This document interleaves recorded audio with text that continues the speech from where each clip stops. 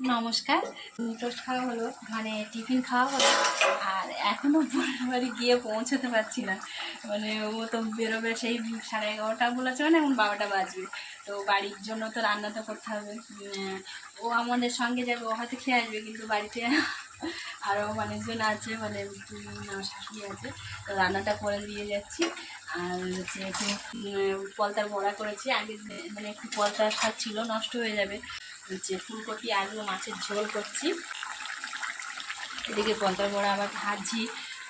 অতখানি খেতেও পারবে না, আমরা 2-4টে করে খেয়ে আবার চলে যাবো। আর একটু পালং শাক দিয়ে তরকারি করবো। এগুলো করে তারপরে যাব বোনের বাড়ি। যদি যেখানেই যাই, বাড়ির জন্য তো চিন্তা তো করতেই হবে না।